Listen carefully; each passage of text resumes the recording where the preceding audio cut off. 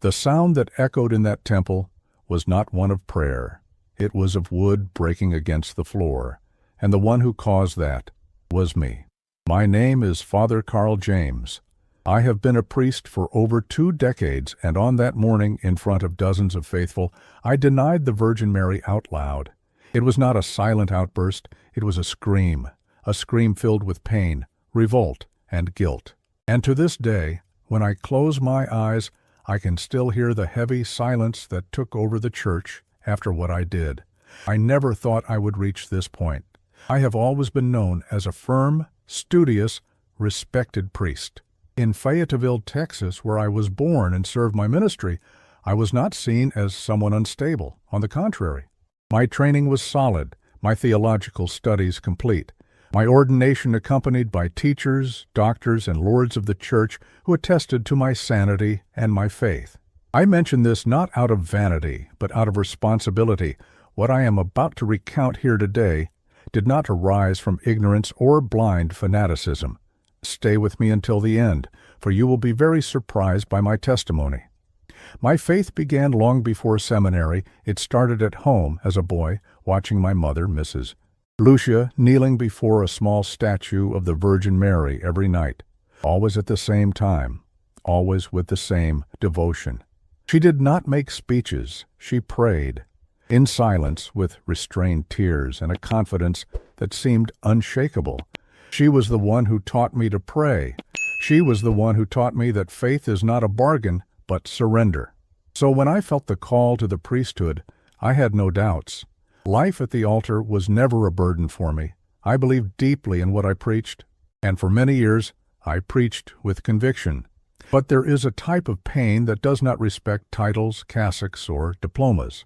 There is a suffering that enters through the door of our home and dismantles everything inside. And that is exactly what happened to me.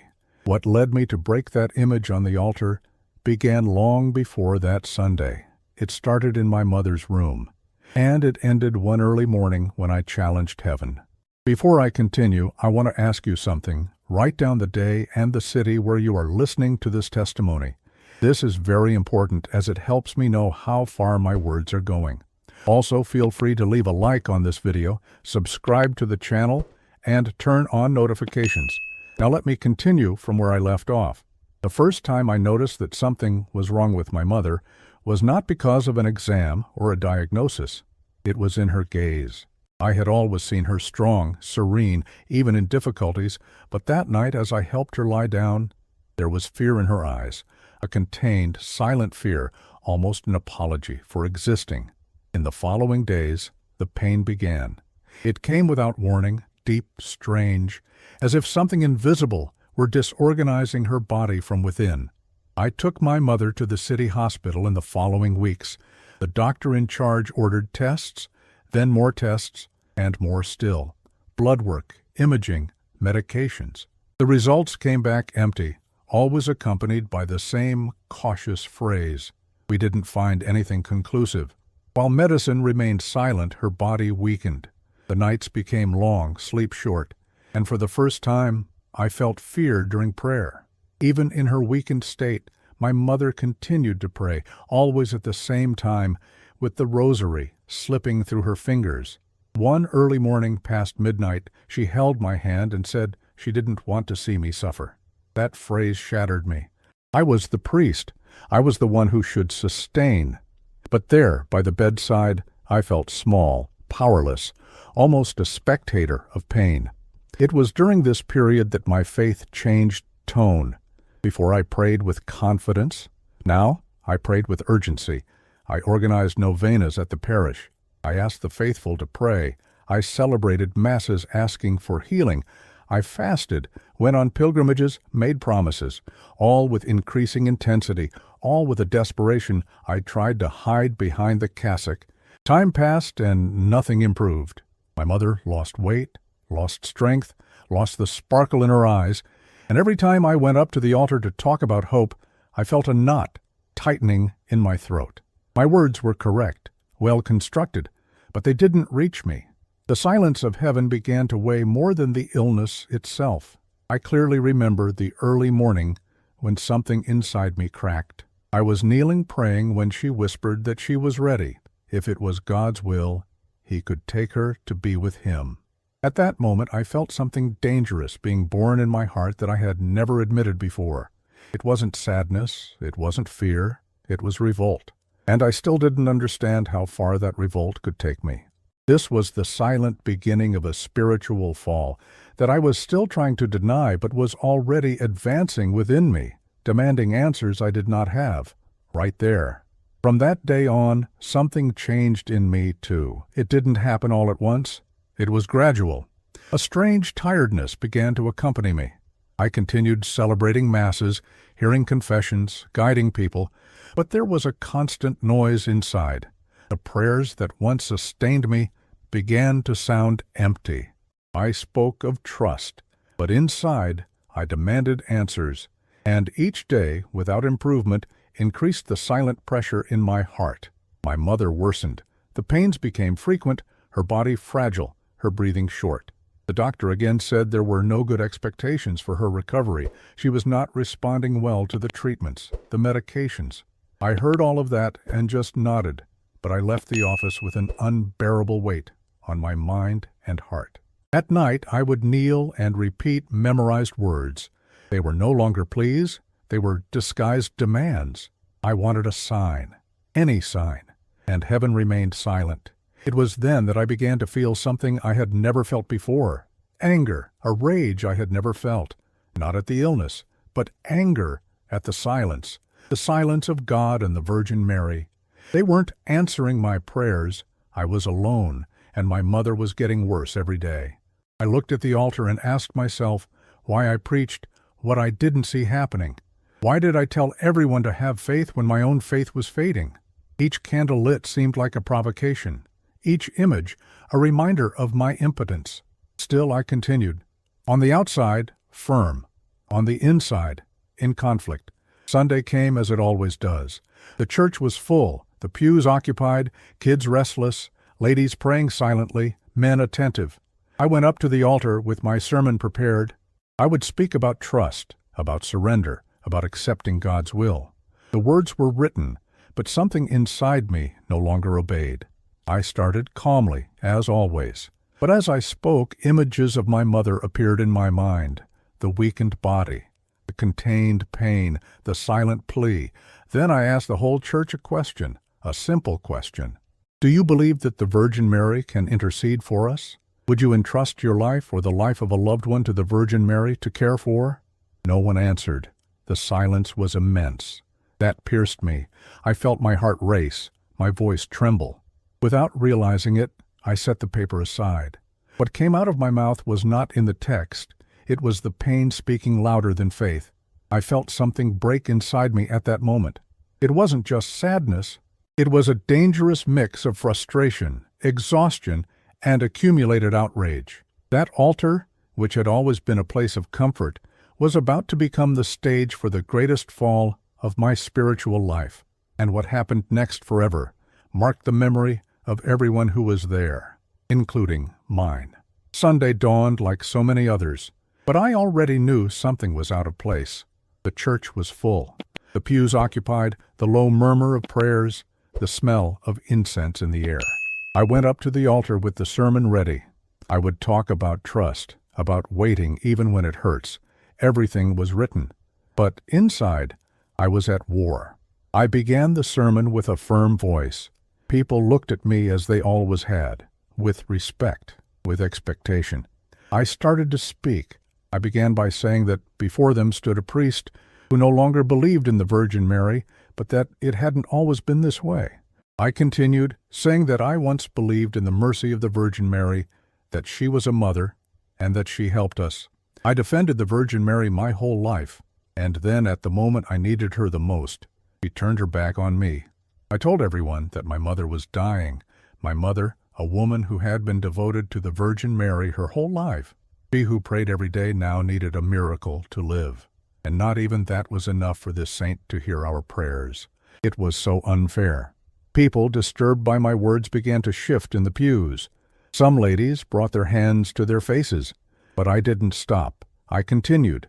My voice rose. The pain turned into accusation, and, dominated by hatred and frustration, I walked over to the image of the Virgin Mary that was next to the altar. I held the image tightly. I felt the weight of the wood and plaster in my hands. For a second, I hesitated, but the outrage won. I lifted the image before everyone and shouted words I never thought I would utter. I said it was just painted wood and plaster, that it didn't listen, that it didn't heal, and in a gesture that echoes in my memory to this day, I threw the image to the ground. The sound of the wood breaking cut through the air like thunder. Children began to cry. Some people shouted. Others knelt in despair. A man tried to get up to hold me back. I stepped on the scattered pieces on the altar and challenged aloud, "If she exists, let her appear now. If not, admit that all of this is a lie." The church turned to chaos. Cries, rushing, desperate prayers. Some faithful came to try to comfort me, but I didn't want help. And in the midst of that scene, I realized something terrifying. I had crossed a line, and there was no turning back. The silence that followed did not come from the people. It came from within me. And it was this silence that accompanied me until the following dawn. That dawn, the silence was not common. It was heavy. After what happened at the altar, I couldn't sleep. I left home aimlessly and walked to the church. It was empty. The doors creaked, the air was cold, and the pieces of the image still lay scattered on the floor like witnesses to what I had done. The smell of burnt wax mixed with the old dust of the walls. I walked slowly to the ruined altar and sat on the floor. There was no strength left to scream. Only emptiness remained. I stayed there for long minutes, perhaps hours, without praying. For the first time in my life, I had no words. What I felt was not just guilt, it was deep shame. I had crossed a line. That silence did not come from heaven. It came from me. It was then that something began to change, not abruptly, but in a way that was impossible to ignore. The extinguished candles began to light up by themselves, one by one. There was no wind. There was no noise, just light. A fragrance of roses filled the entire church. The air became icy, so cold that my breath began to come out in small clouds. My whole body reacted before my mind could grasp it. My heart raced. My legs lost strength. A shiver ran up my spine as a soft bluish light began to form before the altar. That light slowly grew until it took on a human shape. I knew what was before me even before I could lift my eyes. The presence was immense, overwhelming, and at the same time profoundly serene.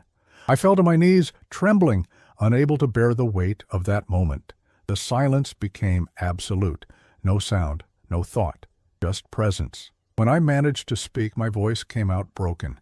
I asked if this was real. There was no reproach. There was sadness, a sadness that does not condemn but corrects.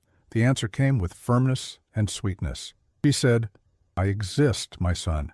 I saw every word you said. I saw every gesture. I saw every broken piece." In that moment, shame consumed me. I cried. I asked for forgiveness. I confessed everything I had done, every act, every thought. Then I heard something that changed everything. She said, "A mother's love is not measured only by the healing of the body. Your mother has already been healed within. She is at peace. You wanted to bind her to your pain. I prepared her for eternity." Those words disarmed me. There was no argument. There was no long explanation. There was understanding. I felt as if an immense weight was lifted from my chest. Before disappearing, that presence said only one thing. "Son, go home now. Your mother will wake up to say goodbye to you." Without hesitation, I ran like I had never run before. When I arrived, I found my mother lucid, serene, with a look I hadn't seen in months. The same fragrance of roses I felt in the church was filling the air of my mother's room. It comforted me greatly. She held my hand and said she knew it was time. She spoke of the Virgin Mary with peace, without fear, without pain. Her last words were of trust and love. A short time later, she passed away, without suffering, in silence. At that moment, I understood that the miracle had happened, not in the way I demanded, but in the way that was necessary. The following Sunday, at the next Mass, I returned to the altar. The church still marked by my actions. I confessed everything. I asked for forgiveness, not as someone justifying themselves, but as someone who had been rescued. Today, I continue at that same altar, not as a man who has never fallen, but as someone who was lifted by God. If you who are listening to me have ever rebelled, ever felt ignored by heaven, know one thing. Pain does not drive away a mother. Silence does not mean abandonment. And even when everything seems lost, mercy still finds a way. If this testimony has touched you, keep it in your heart. Share it with your family. Sometimes it is in silence that love speaks the loudest. And before I finish, write here in the comments, Rose sent, so I will know that you heard and felt this testimony in your heart and that you believe and trust in the Virgin Mary. Leave your like, subscribe to the channel, and turn on notifications. This helps us to be stronger here every day. May the mantle of the Virgin Mary cover you and your family always. Amen.